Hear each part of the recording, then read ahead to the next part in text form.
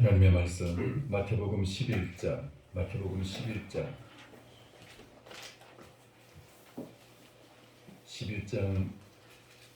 2절부터 6절까지입니다. 마태복음 11장 2절부터 6절까지.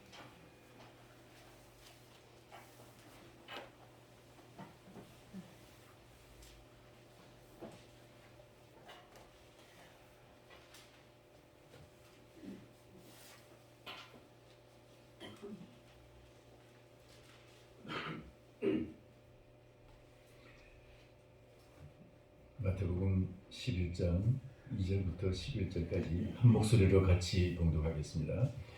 요한이 옥에서 그리스도께서 하신 일을 듣고 제자들을 보내어 예수께 여짜오되 오실 그이가 당신이오니까 우리가 다른 일을 기다리오니까? 예수께서 대답하여 이르시되 너희가 가서 듣고 보는 것을 요한에게 알리되 맹인이 보며 못 듣는 사람이 그러며 나병 환자가 깨끗함을 받으며 못 듣는 자가 들으며 죽은 자가 살아나며 가난한 자에게 복음이 전파된다 하라. 누구든지 나로 말미암아 실족하지 아니하는 자는 복이 있도다 하시니라. 아멘. 기도하겠습니다. 살아계신 하나님 아버지, 은혜를 감사합니다. 이 시간 우리 하나님께서 저에게 은혜를 주셔서 하나님의 말씀을 주님 전하고 들을 수 있도록 은혜 주심을 감사합니다. 하나님, 이 시간 대강절 넷째 주일 하나님 우리에게 주시는 그 말씀을 통해서 예수 그리스도의 오심을 우리 심령 속에 모시고 정말 주님을 사모하며 주님을 맞이할 만한 그런 준비된 그릇들이 되게 하여 주옵소서. 우리가 주님의 말씀을 주님 정말 우리가 예수님으로 모시고 말씀을 통해서 우리의 심령 속에서도 새로운 잉태의 역사가, 지금 성육신의 역사가, 인카네이션의 역사가 있게 하여 주셔서 참으로 우리의 영혼이 새로워지고 우리에게 새 생명을 얻어서 참으로 우리가 주님 안에서 새로운 삶을 살아갈 수 있도록 은혜 베풀어 주시옵소서. 오늘 우리 주님께서 아버지 말씀이 참으로 주님 우리 속에서 생명의 씨앗으로 역사하기를 간절히 바라옵고 구주 예수님의 이름으로 기도하옵나이다. 아멘. 할렐루야. 우리는 예수 그리스도가 이 땅에 오셔서 주님이 하신 일들을 생각할 때 이 세상이 얼마나 많이 변화되는지 우리가 조금씩 짐작해 갈 수가 있습니다. 여러분, 예수님이 없는 세상과 예수님이 이제 왕으로서 다스리시고 예수님이 친구로서 함께 하시고 예수님께서 이제 그 한 개인과 가정과 사회와 그 모든 국가에 영향력을 미치는 그 사회, 그 개인, 그 국가가 얼마나 놀라운 복을 받는지 우리는 그러한 것을 이 세계 속에서 볼 수가 있고요. 역사 속에서도 볼 수가 있습니다. 예수 그리스도가 여러분 심령 속에서 이런 큰 변화의 역사가 있기를 축원합니다. 예수님이 여러분의 심령을 변화시키기를 축원합니다. 우리의 영혼이 예수 그리스도를 모신 사람은 이 세상에서 모든 불행과 고통과 절망과 어둠과 이 세상에 어떤 환난을 당할지라도 그 모든 것이 다 하나님의 복의 씨앗이 되고 복의 통로가 될 줄 믿습니다. 예수 그리스도는 우리의 이 땅에서 사는 사람들이 살아갈 때 실패와 좌절도 절망도 다 바꿔서 복의 씨앗이 될 줄 믿습니다. 예수님은 우리에게 그런 분이십니다. 그렇게 이 땅에 오셨어요. 여러분, 예수 그리스도를 알지 못하는 사람은 세상에서 환경 속에서 만나는 그 모든 환경이 자기 인생의 전부인 줄 알고 그것 때문에 조금 좋아지면 막 그냥 자기가 최고인 것처럼 그냥 그렇게 날뛰다가 조금 힘들고 어려우면 그냥 폭삭 기가 죽어가지고 죽은 것 같이 보이고 그냥 이 세상 끝난 것 같이 보이는 그런 삶을 살아요. 그러나 예수 그리스도의 사람은 다릅니다. 7번 넘어져도 다시 일어나게 돼요. 하나님께서 그를 그 어떤 절망의 자리에서도 반드시 그를 더 나은 미래로 이렇게 세우실 줄을 믿습니다. 오늘 그 예수님의 오심을 증거한 사람 중에서 자기의 인생의 태에서 잉태되면서부터 예수님 증거를 위한 사명을 가지고 잉태되고 그렇게 태어나고 그렇게 살았던 한 사람을 우리가 소개하고자 합니다. 누굴까요? 세례 요한입니다. 세례요한은 잉태될 때부터 그는 예수님이 오실 것을 예비하기 위해서 잉태되었던 사람이고, 그의 인생의 그 사명의 전부가 예수님을 이 땅에 소개하는 것이었습니다. 여러분, 예령이라는 말이 있죠. 전령자라는 말도 있습니다. 무슨 말이냐면은 한 그 부대도요, 군 부대도 그 참 이 격식을 많이 따지는데, 부대장이 나올 때는 부대장이 그냥 불쑥 나오지 않습니다. 정렬을 딱 부대원들 딱 정렬해가지고 열을 딱 맞춰 있고, 그리고 이제 먼저 부관이 나오면서 부대장님께서 나오십니다 하고 예령을 하면 그 다음에 이제 뚜벅뚜벅 걸어서 이제 그 부대장실에서 걸어 나옵니다. 그리고 그 많은 이제 그 사람들이 그렇게 해야 합니다. 왕이 임할 때도 상가마마 덥시오 뭐 이런 이제 예령이 있습니다. 그렇죠? 하여튼 모든 이제 그 좀 고위 사람은 항상 이렇게 예령에 의해서 등장하게 되어 있어요. 만약 예수님께서 이 땅에 오실 때 그냥 불쑥 아무런 예고 없이 만약 오셨다면은 누가 그분을 알아보겠어요? 내 세례 요한은 바로 예수님을 이 땅에 소개하기 위해서, 예수님을 맞이할 마음의 준비를 갖추게 하기 위해서 세례 요한은 이 땅에 먼저 6개월 먼저 태어났고요. 그리고 이제 먼저 사역을 시작을 했습니다. 세례 요한의 사역의 모든 것은 다 예수님을 맞이하기 위한, 예수님을 맞이할 마음의 준비를 갖추게 하기 위해서 온 것이었습니다. 여러분, 우리 모두가 다 그런 마음을 가지시기를 축원합니다. 세례 요한이 예수님이 이 땅에 처음 오실 때 초림하시는 예수님을 맞이하기 위해서 세례 요한이 와서 예수님의 그 예령자가 된 것처럼, 예수님의 길잡이가 된 것처럼, 우리는 다시 오실 예수님을 준비하기 위해서 주님 다시 오십니다 하고 그것을 우리 세상에 소개할 수 있는 저와 여러분 되기를 축원합니다. 그걸 위해서 우리가 부름받은 것 아닐까요? 세례 요한, 오늘 우리가 세례 요한에 대해서 우리가 살펴보기를 원하는데, 세례 요한은 참 복된 사람입니다. 예수님께서 세례 요한에 대해서 평가하시기를 이 땅에서 여인이 낳은 자 중에서 이 사람보다 더 위대한 자가 없다고 말씀하셨어요.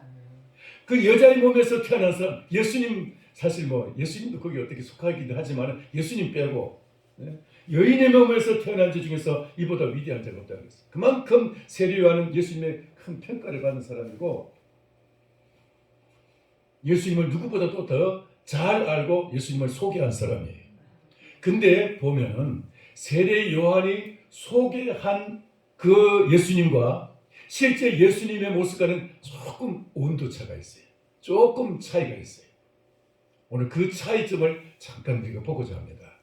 오늘 우리가 읽은 이 말씀에 보면은 세례 요한이 지금 한 1년 동안 그 헤롯 왕의 감옥에 갇혀 있는데, 왜냐하면은 헤롯 왕은 원래 그 예수님을 죽이던 그 대헤롯 그로부터 아들인데, 근데 아들도 여럿이 있는데 이제 아들인데, 이 아들이 자기 그 동생 빌립 왕자가 있는데, 빌립 왕자의 그 아내가 그 헤로디아라고 아주 뭐 예뻤던가 봐요.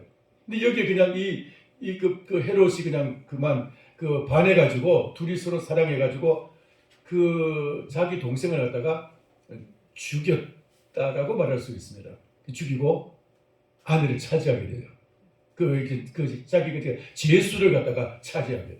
그래서 왕비로 삼게 됩니다. 그에게 물론 또 이제 동생 그 빌립에겐 또 딸이 있는데 딸까지도 같이 이제 데리고 와서 같이 살게 됩니다. 그걸 이제 세례 요한이 책망을 하면서 큰 악을 회개하라고 막 외친 거예요. 회개하라고, 범죄하고 동생을 죽이고 그 아내를 갖다가 차지하는 죽이려고 하면서 막 이제 욕을 하고 막 이제 책망을 하니까 그냥 그 세례 요한을 갖다 거기 가둬버리고 말았어요. 사방이 그 산으로 둘러싸인 그런 이제 감옥이었고, 이 감옥에서 약 1년 동안 지내는데, 세례 요한이 이 땅에 있을 때는 예수님에 대한 그의 그 메시지가 얼마나 정말, 좀 이따 다시 얘기하겠지만 정말 그 예수님에 대한 굉장한 그 소개를 했는데, 예수님이 행하시는 그 일들을 이제 그 제자들을 통해서 얘기 들으니까 자기의 그 선포한 말씀과 다른 거예요. 세례 요한이 선포한 말씀은 나 뒤에 오시는 분이 위대하신 분인데 나는 그분의 신발끈 풀고 매줄 자격도 없는 사람이다. 옛날에 그 샌들을 신을 때 그 신발끈이 이제 길잖아요. 그러면 이제 그 끈을 갖다가 하인들이 그 신발을 끈을 묶어주기도 하고 또 이제 풀어주기도 하고 그 이제 하인들이 하는 일이. 근데 나는 내 뒤에 오시는 그분의 신발끈 풀어주고 묶어줄 그런 자격도 없는 사람이라고.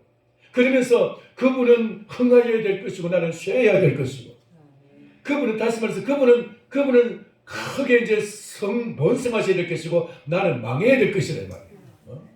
나는 물로 세례를 주면 그분은 불과 성령으로 너에게 세례를 줄 것이고 그분은 키를 가지고 불로서 키를 가지고 타작마당을 그 키질해서 알곡을 모아들이고 죽정이는 불에 태우는 것처럼 그렇게 그분이 이 땅을 심판하실 것이라. 이게 예수 그리스도에 대한 그러니까 메시아에 대한 그의 관점이었어요. 내 뒤에 오시는 그 메시아가 그분이 이런 일을 행할 것이라고 선포한 거예요. 지금 다시 말해서 이 말씀은 구약 성경에 나오는 그 모든 메시아의 관 그리고 그 구약 성경에 나오는 여호와의 날에 임한 그 메시아의 그 심판의 날이 이제 이 메시아를 통해서 내 뒤에 오시는 이 메시아를 통해서 이 땅을 심판하실 것이라고 그렇게 선포를 하게 된 거예요. 그래서 그분이 이제 진짜 일을 시작하시게 되면은 그분은 이 땅을 심판하면서 그분이 가는 곳에는 이런 불의 심판의 역사가 나타나게 될 것으로 심판을 이제 선포했는데 그런데 1년 동안 감옥에 갇혀서 들려오는 이야기를 들으니까 동네 다니면서 그냥 그 말씀이나 전하고 또 이제 병 고쳐주고 눈먼 사람 보게 하고 나병 환자 고쳐주고 하는 일들 보니까 그냥 그 심판하고 막 뒤집어 가는 이런 것과 좀 차원이 다른 너무나 좀 착하고 너무 이제 그냥 좀 그 아기자기하게 막 하는 거니까 마음이 성이 안 차는 거예요. 자기가 선포한 그 메시지와 다른 모습인 거예요. 그래서 자기 제자를 보내서 오늘 이 말씀으로 예수님께 질문을 합니다. 3절 보겠습니다. 2절 3절 봅니다. 2절에 보면은 2절에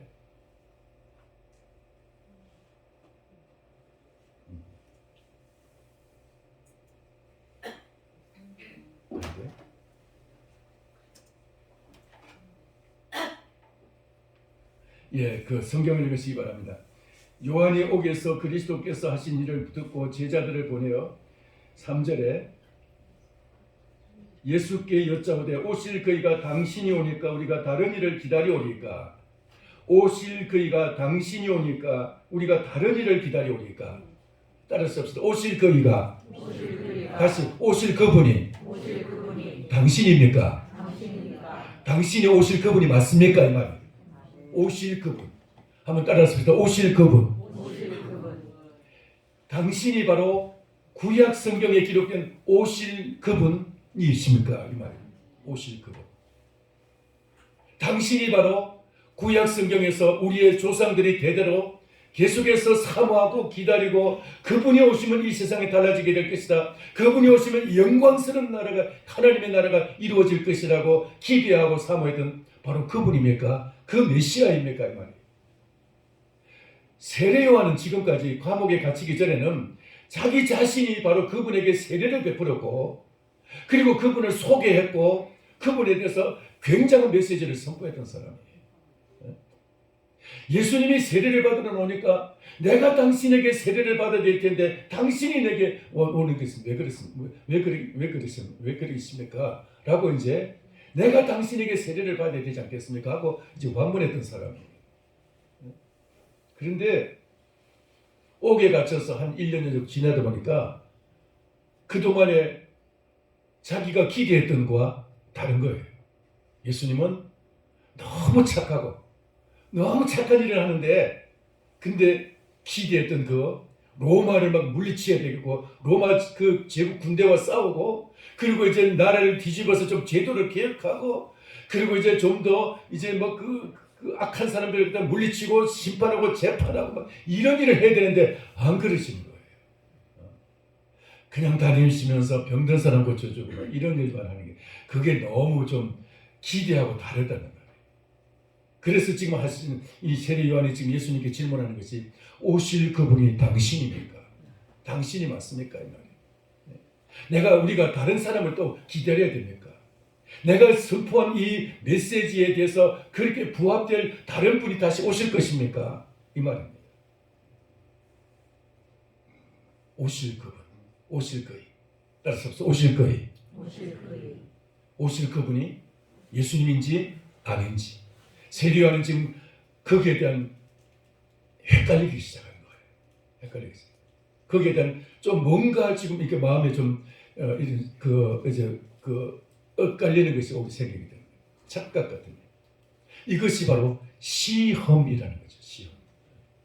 그는 정말 일평생 동안 확신을 가지고 메시아에 대해서 선포를 했는데 그래서 수많은 사람들이 이제 그의 메시지를 듣고 세례를 받고 그리고 이제 예수님을 맞이할 준비를 하고 그리고 또 이제 많은 사람들이 예수님께로 막 가고 심지어는 그의 제자들까지도 예수님께 막 몰려가고 그랬습니다. 제자들까지도. 사도 요한과 야고보와 이들이 다 요한과 안드레가 세례 요한의 제자 아닙니까 원래. 그런데 그러니까 자기 제자들과 예수님께 막 양보하고 보내고 하면서도 그래서 이제 그렇게 해서 예수님을 소개하고 예수님을 높였는데 막상 이제 그 들리는 소리가 그렇게 자기 기대와 다르니까 지금 오실 그분이 당신입니까? 라는 거예요. 그런 오실 그분에 대한 이스라엘 백성들이 그런 마음은 도대체 어떤 것입니까? 구약 성경에서 기록된 오실 그분 메시아는 어떤 생각일까요? 메시아. 그 이스라엘 백성들은 메시아라고 말합니다. 그냥 신약 성경에는 그리스도라고 표현을 하죠. 그리스도라는 말은 기름 부음 받은 자라는 뜻이고 메시아라는 말과 똑같은 말이에요. 메시아는 히브리 말이고 그리고 그리스도라는 말은 헬라 말이에요. 근데 이 메시아, 그리스도, 이분이 기름 부음을 받은 이 메시아가 이제 예수님인 줄 알았는데 막 이제 하시는 일이 자기 기대와 다르니까 지금 묻는데 구약 성경에서 그분은 어떤 분입니까? 아브라함에게는 하나님께서 창세기 15장에 보면 아브라함에게 하나님이 나타나셔가지고 아브라함아 너는 나의 지극히 큰 상급이요 방패니라. 나는 너의 지극히 큰 상급이요 방패니라. 그러니까 하나님 나는 지금 후계자도 없고 상속자가 없는데 하나님이 그렇게 말씀하시면 무슨 상관이 소용이 있습니까? 하고 이제 물었어요. 그러니까 하나님께서 하시는 말씀이 내 몸에서 날 자가 너의 상속자가 될 것이라. 내 몸에서 날 자. 근데 그 몸에서 날 자, 거기에 대한 굉장한 꿈과 희망과 소망을 가지고 있었는데 이 믿음이 이제 하나님께서 다시 말씀합니다. 하늘의 별을 봐라. 그래서 별들을 쫙 보는데 내 자손이 내 몸에서 날 자가 저렇게 많은 자손이 될 것이다.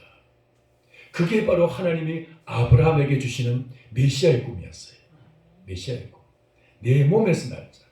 근데 이삭은 사실 그 몸에서 날 메시아의 그 그림자인 거예요. 그림자. 이삭을 통해서 메시아가 이 땅에 오실 것에 대한 꿈과 믿음을 가지게 되는 거예요. 그래서 그 믿음을 보고 하나님께서 아브라함을 의롭다 하셨어요. 의롭다. 의로 여기셨어요. 모세는 이제 하나님의 말씀을 선포하면서 나와 같은 선지자 하나가 내 뒤에 오실 것이다 라고 말했어요. 이스라엘 백성들을 애굽에서 해방시켜서 가나안 땅에 이제 들여보내는 일을 위해서 홍해를 건너게 하고 그리고 이제 그 사막에서 이제 광야에서 물이 나게 하시고 하늘에서 메추라기와 만나가 임하게 이런 그 불기둥과 구름 기둥이 많은 이런 놀라운 일들을 행하는 일들을 통해서 하늘에서 나와 같은 선지자가 다시 올 것이다 라고 말했는데 그 나와 같은 선지자 그게 바로 예수 그리스도인 거예요. 그게 메시아예요. 메시아. 모세 같은 일을 하게 돼서 하나님의 백성들을 하나님께로 돌이키게 하는 역사, 그래서 그 수많은 백성들을 이 땅의 만민들을 하나님께로 돌이키게 하는 이 일들을 하게 될 것이다. 그게 메시아에 대한 모세의 예언이. 모세는 바로 그런 메시아에 대한 사상을 가지고 있었어요. 할렐루야. 그 외에도 구약 성경에는 수많은 그 메시아에 대한 사성이 있고 다윗도 역시 마찬가지입니다. 사무엘하 7장에 보면은 하나님께서 다윗에게 말씀하시기를 네가 내 집을 지을 것이 아니라 내 몸에서 날 자가 내 자식이 내 집을 지을 것이고 그는 나의 아들이 되고 나는 그의 아비가 될 것이라. 그렇게 말씀하셨어요. 내 몸에서 날 내 아들이 그가 내 집을 지을 것이고 그리고 그는 나의 아들이 되고 나는 그의 아비가 될 것이라. 이게 바로 메시아인 거예요. 할렐루야. 메시아. 그러니까 다윗의 몸에서 날 그 아들, 그게 바로 솔로몬을 이야기하기도 하지만 솔로몬은 메시아의 그림자인 거예요. 참 메시아의 그림자인 거예요. 그래서 이제 구약 성경에 이제 그 메시아에 대한 사상은 그렇게 해서 점점 발전하는데 이사야를 통해 가지고 메시아는 처녀의 몸에서 나게 될 것이다. 메시아는 나면은 그런 그 전능하신 하나님이라는 이름으로 거룩하신 아버지라는 이름으로 이제 그러면서 이분은 많은 사람들을 아버지께로 하나님께로 돌이키게 할 사람이고 그분은 평강의 왕으로 오실 것이다. 그러면서 또 이제 그분에 대해서 그분이 오는 고난의 종으로서 이 땅에서 당신의 백성들을 구원하기 위해서 고난의 종으로서 고난받는 종으로 올 것이다. 그렇게 이사야 53장에도 고난의 종으로 예언하면서 메시아과는 바로 이렇게 점점 구체화되기 시작해요. 스가랴에서 그는 베들레헴에서 태어날 것이다. 또 이제 말씀하고 그 외에도 이제 많은 이제 그 메시아의 그 사성들이 굳어지면서 예레미야를 통해서는 그분은 이제는 우리 마음을 우리가 하나님께서 말씀하시기를 이제는 너희가 그 나와 그 시내 산에서 언약을 맺은 것처럼 나는 너희 하나님이 되고 너는 내 백성이 되리라 이렇게 언약을 할 것이 아니라 내가 그 마음속에다가 하나님을 공경하는 마음, 하나님을 아버지라고 부를 수 있는 그 양자의 영을 부어주셔서 새 마음을 부어주셔서 하나님을 믿어지게 할 것이라고. 할렐루야. 믿어지게 할 것이라고. 그런 마음을 줄 것이라고 새 마음을 주겠다고 그렇게 예언하는데 그 새 마음이 바로 메시아에 대한 사상입니다. 메시아. 예레미야를 통해서 새 언약을 부어줄 것을 말씀하고 있어요. 새 언약. 그래서 예레미야를 통해서 새 언약에 대한 이제 말씀을 또 주고 있습니다. 그 외에도 이제 구약 성경에 보면 이렇게 그 메시아에 대한 그 많은 이제 예언들이 쭉 나오는데 이런 그 메시아관에 대해서 하면서도 특별히 이제 그 유다의 그 멸망의 시대에 이제 그 마지막 그 아주 그 타락한 시대에 예언된 말씀은 여호와의 날이 임하게 되면 그 바벨론을 틀어가지고 이 땅에 심판을 임하게 되고 왕들을 잡아가게 되고 막 예루살렘 성을 황무지가 되게 하겠다는 이런 막 예언을 하게 하시는데 또 메시아가 오면 그렇게 하겠다는 거예요. 메시아 따라서 메시아 그리스도 메시아 그리스도 똑같은 말이에요. 그분이 오시면 그렇게 하겠다. 근데 세례 요한이 지금까지 그런 말씀을 선포했는데 예수님 보니까 저는 그렇지 않거든요. 그래서 이게 지금 오실 그분이 당신입니까? 아니면 우리가 또 다른 분을 기다려야 되겠습니까? 하고 표현을 하고 있는 거예요. 오실 그분. 그러니까 오실 그분은 그 구약 성경 전체에서 계속해서 그분에 대한 사모하는 마음, 기다리는 마음을 가지고 계속해서 메시아를 그리스도를 기다렸는데 근데 예수님은 그런 모습과 좀 다르거든요. 달라서 그들이 이제 세례요한 좀 약간 좀 시험에 들어서 질문을 합니다. 오실 그분이 당신입니까? 네. 여러분 어떻게 생각합니까? 여러분 생각은 중요하지 않습니다. 그분이 메시아이냐 아니냐 이것만이 중요합니다. 할렐루야. 그분이 그리스도냐 아니냐 예수가 그리스도냐 아니냐 우리 예수님이 우리의 그리스도가 되신다는 사실 이것만 믿으시기 바랍니다. 예수님은 그리스도이십니다. 예수님은 그리스도라는 사실. 예수님이 그리스도라는 말은 예수님은 지금도 우리가 어떤 상황에 있을지라도 주님은 우리에게 그 상황에서 우리의 도움이 되시고 우리의 구원자가 되시고 우리의 주님이 되시고 우리의 그 참 친구가 되어주시고 할렐루야 우리의 왕이 되시는 거예요. 메시아이신 분. 욥은 그 수많은 환난을 당하고 나서 욥은 그런 고백을 합니다. 나의 담보, 나의 나의 보증인이 하늘에 계신다. 나의 보증인이 하늘에 계신다. 그리고 주님 나에게 담보물을 주시옵소서. 담보물을 달라고. 내가 지금 이 고난 속에서 내 인생이 마치 완전히 파탄난 것 같은데, 지금 이렇게 재산 다 잃고 자녀들 다 잃고 내 가정이 다 완전히 파탄이 난 이 상황에서 내가 지금 모든 것을 다 잃어버리는데, 건강도 잃어버리고 내 생명도 이제는 거의 끝날 지점이 되는데 나에게 담보물을 달라고. 내 인생이 여기서 끝나지 않고 나에게 담보물을 달라고 그렇게 하나님 앞에 이제 호소합니다. 그러면서 나의 보증인이 하늘에 계신다고. 내 인생은 이걸로서 끝난 것이 아니고 내 인생은 이걸로서 실패한 인생이 아니라고. 나를 보증해 주시는 분이 계시다고. 할렐루야. 그렇게 선포를 하고 있습니다. 그게 욥의 고백이죠. 오늘 그분이 우리의 그리스도이신 예수님인 줄 믿습니다. 그리스도가 계시는 곳은 바로 그런 역사가 나타납니다.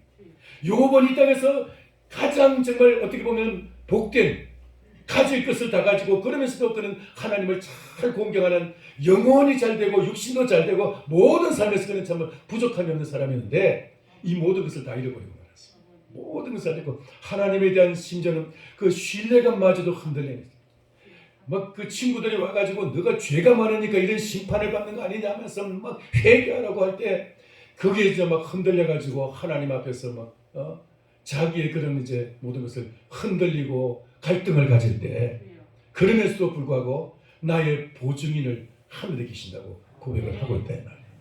내 인생을 보증해 주실 분이 계신다는 거예요. 여러분의 인생을 보증할 그리스도 그 보증인이 여러분 하늘에 계시는 줄 믿습니다. 그분을 우리가 모시고 그분이 계시는 한 우리의 인생은 결코 실패한 인생도 아니고 우리의 인생은 정말 가장 복된 인생이 되는 줄 믿습니다. 메시아에 대한 우리가 확실한 그런 이제 믿음을 가지고 있어요. 메시아 그리스도에 대한. 그리스도가 나에게 어떤 존재이냐 이 말이에요. 그리스도가 예수가 그리스도라는 사실. 그래서 그 예수님을 우리가 마음에 모실 때 예수님은 우리의 모든 인생을 그리스도로서의 사명을 가지고 우리의 인생을 복된 인생으로 채워주시고 우리를 변화시켜 주시고 우리를 주님께서 아버지 앞에 세워주실 줄을 믿습니다. 하늘의 상속자로 세워주실 줄을 믿습니다. 세례 요한이 말한 오실 그분에 대한 이 세례 요한이 어떻게 생각했느냐가 중요한 것이 아니라 세례 요한이 이제 오실 그분이 당신이냐고 말하는, 여기서 우리도 이 고백을 해야 돼요. 우리도 이 질문을 해야 돼요. 구약 성경에 그렇게 어려움을 당할 때마다 그 오셔서 도와주신 그분이 당신입니까? 한나에게 찾아오셔서 한나를 잉태하게 하신 그분이 당신입니까?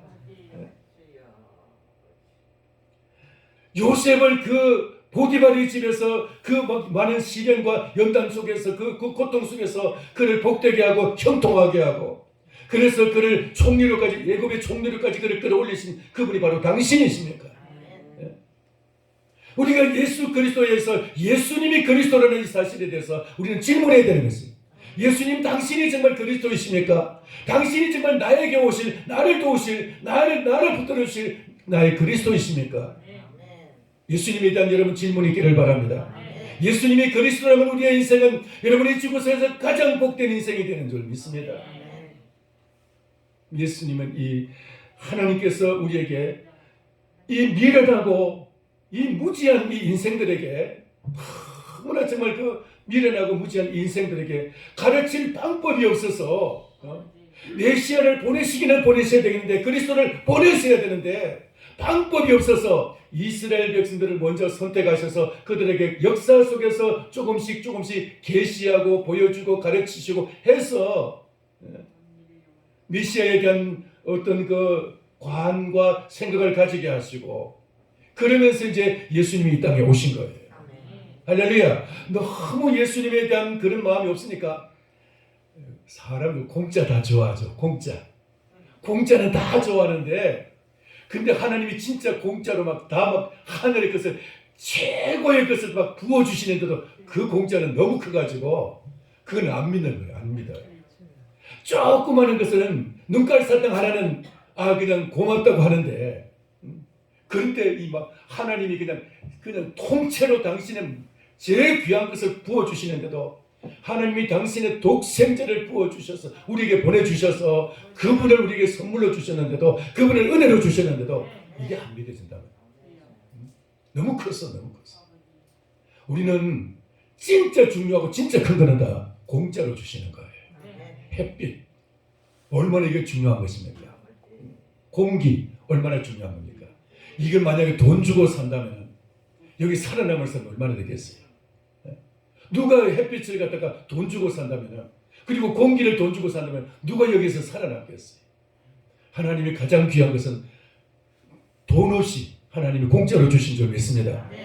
그 햇볕 같은 존재, 공기 같은 그런 존재로 우리에게 오셔서 우리를 도우시는 분, 죄로부터 마귀로부터 이 사단의 그 권세와 사단의 그 모든 그 장악한 세상으로부터 우리를 구원해내시기 위해서, 이 모든 세상의 그 모든 죄악과 세상의 유혹으로부터 우리를 거기서 구원해서 따로 세우시는, 따로 구별하셔서 우리를 갖다가 하나님의 자녀로 구별하시는 이 일을 위해서 오신 그분, 메시아의 이 믿음, 그리스도에 대한 이 믿음을 확고히 가지시기를 축원합니다.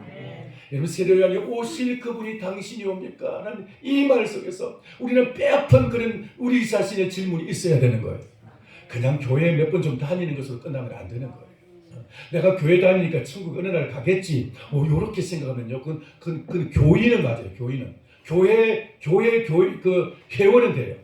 교회 회원은 되는데 하나님의 자녀가 되기 위해서는 그 정도로 끝나면 안 돼요.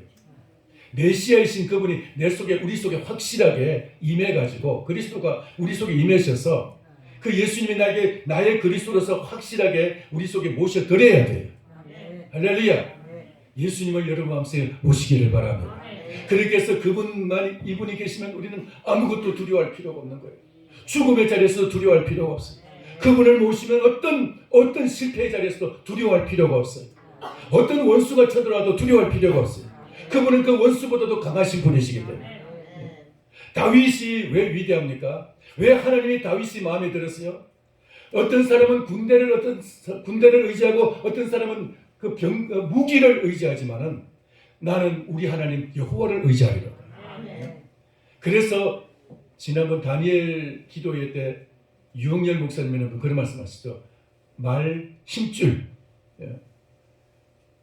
그 아들 솔로몬이 아버지 다윗보다 못한 것은요, 솔로몬은 말을 구하기 위해서 애굽에 사람을 보내고요, 말을 굉장히 많이 해서 수천 피를 말을 갖다가 그냥 그 말을 훈련시켜 가지고 군말을 쓰고, 그리고 그 말을 훈련시키는 그런 그 기병대를 갖다가 창설을 했어요. 근데 다윗은 하지 말라고 해서 안 했어요. 말 힘줄을 갖다가 전쟁을 해가지고 그 적군의 말들을 갖다가 전리품으로 얻으면은 그 말들을 다 힘줄을 꺼내가지고 군마로 쓸 수 없게 달리지 못하게 그냥 만들어버려요. 그 말들의 그 힘줄을 끊어버리면은 말을 이제 죽지는 않아요. 치료하면 다시 쓸 수 있어요. 근데 이건 말을 뛰지는 못해요. 뛰지 못하고 그냥 타면 이제 뚜벅뚜벅 걸을 정도이고, 그냥 물건을 이제 실어 나눌 수 있는 그 정도는 돼요.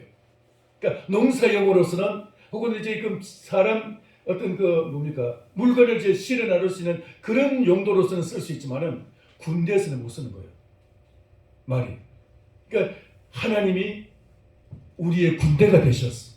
하나님이 다윗이긴데 하나님이 나의 군대가 되시기 때문에 말을 의지할 필요가 없다는 거예요. 할렐루야. 그게 다윗의 신앙이었어요. 오늘 여러분 그런 신앙을 갖기를 축원합니다. 하나님이 나의 군대가 되신다면 우리는 아무리 많은 군대가 오더라도, 군대가 쳐들어와도 두려워할 필요가 없는 것입니다. 하나님의 나의 예금 통장이 되신다면 돈 많은 사람 두려워할 필요가 없는 거 아니겠어요? 아멘. 하나님이 나의 신용카드가 되신다면은 여러분 돈 많은 사람 뭐가 두렵겠어요? 뭐가 부럽겠어요? 여러분 하나님, 예수님이 여러분의 신용카드 되시기를 축원합니다. 필요한 거 하나님 주시겠죠. 필요한 거. 필요 없는 거 사재낄 생각은 하지 마시고. 자, 그러니까 예수 그리스도는, 예수가 그리스도다, 이 말은 대단한 거예요. 구약 성경에 기록된 그 모든 도우심의 역사가 다 나타난 거예요. 삼갈이라는 사람은 소를 치는 목자였는데, 어느 날 목자였는데 막대기 가지고 소를 치던 사람이 적군이 쳐들어오니까 하나님의 성령이 매가지고 그 막대기 가지고 소문을 막대기를 가지고 적군을 물리치고 사사가 됐어요. 할렐루야. 막대기 하나 가지고 막대기. 삼손이 당나귀 턱뼈 하나 가지고 삼손이 당나귀 턱뼈 하나 가지고 2,000명의 블레셋 군대를 갖다 다 처단을 했어요. 2,000명의 그 블레셋 군대. 당나귀 턱뼈 뭐 대단합니까? 그거 사람들에게 혐오의 대상이지만 삼손의 손에 들려지니까 그게 굉장한 무기가 되는 거예요. 2,000명의 집을 혼자서 당나귀 턱뼈 하나 가지고 다 죽여버립니다. 그 투구도 깨지고 막 갑옷도 다 뚫어버리고 그거 가지고. 왜? 하나님의 영이 그에게 임하니까. 그게 메시아의 역사. 메시아가 임하면 그의 역사가 나타난 적이 있습니다. 사무엘에게 하나님이 얼마나 대단해요. 사무엘이 기도하니까 하늘에서 우박이 떨어져가지고 쳐들어오던 블레셋 군대가 우박에 맞아 죽었어. 칼에 죽은 숫자보다도 우박에 맞아 죽은 숫자가 더 많았더라 그랬어요. 하나님께서는 이와 같이 메시아를 모신 한 사람을 이렇게 위대하게 쓰시고요. 우리가 메시아 예수 그리스도, 그리스도이신 예수님을 우리가 마음에 모실 때 우리의 인생을 그렇게 변화시키시는 줄 믿습니다. 우리가 위대해서가 아니고 우리는 별 볼 일 없어도 고린도전서 1장에 보니까 별 볼 일 없는 인생을 보내서 위대한 자를 갖다가 부끄럽게 하신다 그랬어요. 없는 것들을 택해서 가난한 자를 택해서 그 부자들을 갖다가 부끄럽게 하시고 무지한 어리석은 인생을 택해서 지혜로운 인생을 부끄럽게 하시고 할렐루야. 낮은 자를 그래서 높은 자를 부끄럽게 하시고 주님의 손에 주님 메시아 그리스도이신 주님께 붙들리시기를 축원합니다. 이게 바로 오실 그분이신 거예요. 오실 그분. 근데 아직까지 그분이 하시는 일 보니까 세례 요한에게는 그분이 너무나 자기 기대했던 것과 자기 선포한 말씀과 다르다 보였던 거예요. 그때는 아직까지 예수님이 성령을 이 땅에 보내시기 전이기 때문에 그랬는데 예수님이 이제 십자가에 죽으시고 부활하시고 예수님이 하늘에 올라가시고 나서 성령을 보내시니까 성령을 받은 그 주님의 제자들은 그런 역사가 나타난 줄 믿습니다. 그러니까 성령을 받은 베드로는 성령을 받기 전에는 나 저건 모른다고 그 그리스도 난 모른다고 예수 모른다고 막 하면서 잡아 떼던 그 베드로가 예수님을 한 번 선포하니까 3,000명이 회개를 하고 한 번 선포하니까 5,000명이 회개하고 예수님을 믿고 세례를 받습니다. 그리고 이제 나면서부터 장애인 된 사람을 나사렛 예수 그리스도의 이름으로 일어나 그리라고 해서 잡아 일으키니까 벌떡 일어나게 되고 주님을 찬양하는 역사가 나타납니다. 하나님 오늘 우리에게 그런 역사가 있기를 소원합니다. 메시아이신 그리스도이신 예수님 그분만이 우리에게 그런 무능한 우리의 인생을 능력 있게 쓰시고 무지한 우리의 인생을 지혜롭게 쓰시고 여러분 우리 자신의 가능성을 여러분 믿지 마세요. 자기의 그 모든 가능성이 다 내어져야 그게 다 깨어져야 주님이 새로운 것으로 쓰실 수가 있는 거예요. 내 조그만 그 더러운 그릇을 가지고 그걸 가지고 내가 요런 사람이라고 하면서 젠체하고 있는 척하면은 하나님 우리를 쓰실 수가 없는 거예요. 이 그릇이 언제든지 깨어지고 새 그릇이 되기를 축원합니다. 주님은 오실 그분 예수 그리스도. 사도 세례 요한은 비록 그분을 정확하게는 잘 몰랐을 수 있지만 오늘 우리들은 그분을 모셨기 때문에 그래서 아무리 천국에 가면은 아무리 약한 사람 아무리 별 볼 일 없는 사람도 세례 요한보다도 더 큰 자라 그런 말씀을 하셨어요. 예수님. 왜요? 왜 그랬을까요? 그 이유는 오늘날 우리는 비록 믿음이 별로 없어도 예수님이 어떤 분이신가를 우리는 알아요. 아멘. 아는데 세례 요한은 그걸 몰랐던 거예요. 우리처럼 예수님이 어떤 일을 행하시는지 그걸 모르고 미리 그냥 먼저 죽었기 때문에. 그래서 세례 요한은 예수님 그 구원의